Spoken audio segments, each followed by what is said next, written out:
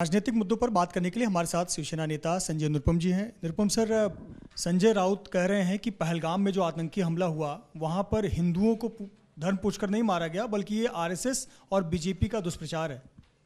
ये बहुत ही आपत्तिजनक बयान है।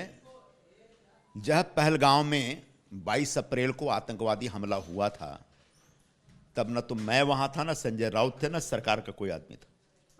जिन लोगों पे हमला हुआ वो थे उनके परिवार के लोग थे। और हमले के बाद जब हमारे 22 लोग मारे गए, शहीद हो गए, तब उनके परिवार के लोगों ने बयान दिया था। उस परिवार की महिलाओं ने कहा कि आतंकवादी आए और हमसे हमारा धर्म पूछा, हमने बताया धर्म, इसलिए साइड किया, हमको मारा। एक बंगाल वाले एक प्रोफेसर थे, मुझे आज भी याद है, उन्होंने अपना वीडियो रिलीज किया था कि मुझे भी आतंकवादियों ने घेरा और बोला कि तुम हिंदू है कि मुसलमान। तो जब उन्होंने बताया कि मैं मुसलमान हूं तो बोला कलमा पढ़ के सुनाओ। तो उन्हें कलमा पढ़ के सुना दिया और बच गए, क्योंकि वो हिंदू थे, प्रोफेसर थे, उनको कलमा आता था, इसलिए बच गए। तो ये किसी बीजेपी का, आरएसएस का दुष्प्रचार या कोई नैरेटिव नहीं था, ये एक सच्चाई थी। लेकिन संजय राउत अभी दिमाग से पैदल हो चुके हैं। रोज वो विरोध के नाम पे कुछ भी बोलना है, इसलिए इस तरह की बातें करते हैं। जो 26 लोग मारे गए, कम से कम उनके परिवार के बारे में तो सोचो। एक निहायत संवेदनहीन, असंवेदनशील किस्म का बयान है।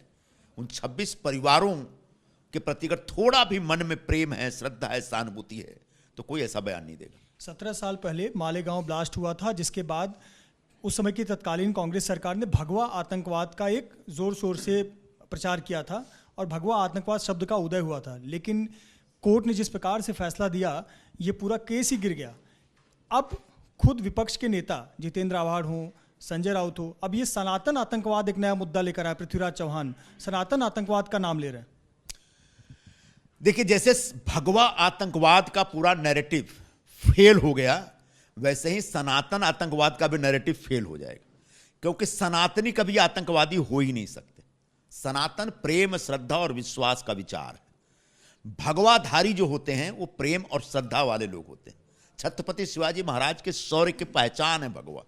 ऐसे भगवा आतंकवाद का नैरेटिव कांग्रेस ने तब शुरू किया था जब वो सरकार में थी, और उस समय बीजेपी, आरएसएस और हिंदुत्ववादियों का प्रचार प्रसार न बढ़े, उनको रोका जाए, उनको बदनाम किया जाए, इसके लिए दिल्ली के स्तर पर यह प्लान हुआ। एनआईए कोर्ट का जो फैसला आया उससे स्पष्ट हो गया है कि मालेगांव बम ब्लास्ट एक फैब्रिकेटेड केस था, जिसके तहत जो साध्वी प्रज्ञा या फिर कर्नल पुरोहित जैसे लोगों को, जैसे 17 लोगों को बहुत ही बनावटी तरीके से फंसाया गया था और उनके जरिए इस देश में हिंदू धर्म को बदनाम किया जा रहा था, सनातन धर्म को बदनाम किया जा रहा था, और पूरा जो हिंदुत्ववाद में विश्वास करते हैं उनको बदनाम करने का एक षड्यंत्र था। तो पूरी तरह से वो नैरेटिव फेल हो गया है। मुझे लगता है कि कांग्रेस पार्टी को सामने से आकर के इस देश से माफी मांगनी चाहिए। लेकिन माफी मांगने के बजाय जिस तरीके से अब उनके नेता सनातन आतंकवाद की बात करने लगे हैं, मुझे लगता है अभी भी कांग्रेस सुधरी नहीं है। अभी इतनी बर्बादी हो गई, तबाही हो गई, अभी मुझे लगता है और तबाही वो चाह रहे हैं, उसके बाद कहीं जाके सुधरेंगे। क्योंकि इस देश का हिंदू आतंकवादी नहीं हो सकता। हम तो सहिष्णुता में विचार करने वाले लोग हैं, हम तो सहनशील लोग हैं, हम तो हर धर्म के लोगों को साथ में लेकर चलने वाले लोग हैं। हम कोई विस्तारवादी धर्म को बिलोंग नहीं करते हैं। आप कह रहे हैं कांग्रेस सुधरने वाली नहीं है, और इसी कांग्रेस के वरिष्ठ नेता को संसद भवन में जो नेता है कांग्रेस के राहुल गांधी, उनको सुप्रीम कोर्ट ने फटकार लगाई है गलवान मामले पर।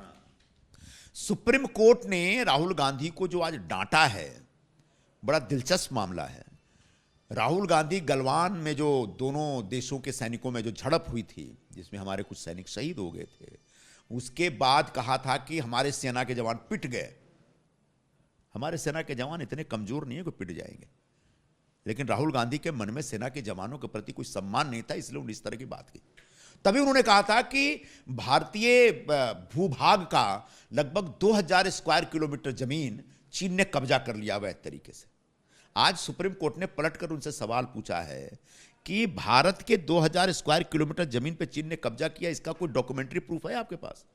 और अगर नहीं है तो इस प्रकार के बयान आप नहीं दे सकते, खासकर भारत की सुरक्षा से जुड़ा विषय हो, भारतीय सेना के सम्मान से जुड़ा कोई विषय हो, या दो देशों के संबंध से जुड़ा विषय हो, या भारत के अलग अलग देशों के साथ जो सीमा विवाद है उससे जुड़ा विषय हो। इन विषयों पर किसी को कुछ नहीं बोलना चाहिए, लेकिन कम से कम लीडर अपोजिशन को तो अपने पद की प्रतिष्ठा का, प्रतिमा का, गरिमा का ख्याल रखते हुए कभी भी गैर जवाबदार तरीके की बातें नहीं करनी चाहिए। एक राज्य की राजनीति से संबंधित सवाल। राज ठाकरे ने आज एक बैठक बुलाई, उस बैठक में 2-3 बातें अहम कही। एक तो भाषा विवाद पर यह कहा कि आप मराठी के प्रचार के समय हिंदी भाषियों से द्वेष ना लें, द्वेष ना फैलाएं, खुद ये बात अब कहने लगे। दूसरा ये कि बीएमसी में मनसे की सत्ता आएगी, ये दावा भी किया है, और गठबंधन पर आखिरी फैसला राज ठाकरे लेंगे, वो कब लेंगे वो खुद बताएंगे। यह स्वागत योग्य उनका फैसला है कि हिंदी के प्रति द्वेष न फैलाएं।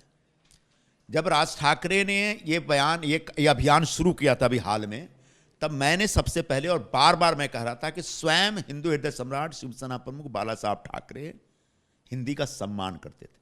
वो हिंदी विरोधी नहीं थे, हिंदी हिंदू इसके साथ खड़े रहते थे वो। और अगर आप मराठी का आग्रह रखते थे, बाला साहब बहुत कट्टर थे वो, लेकिन मराठी का आग्रह रखने का मतलब है नहीं कि दूसरी भाषाओं के प्रति नफरत पैदा की जाए। और आज अगर राज ठाकरे को इस बात का एहसास हो रहा है और अपने कार्यकर्ताओं को समझा रहे हैं, तो मुझे लगता है कि बहुत अच्छा काम किया है। रह गई बात सत्ता आने की, वो तो छोटी छोटी पार्टियों को भी लगता है कि उनकी सत्ता आ जाएगी, तो इस पर ज्यादा कुछ नहीं बोला जा सकता।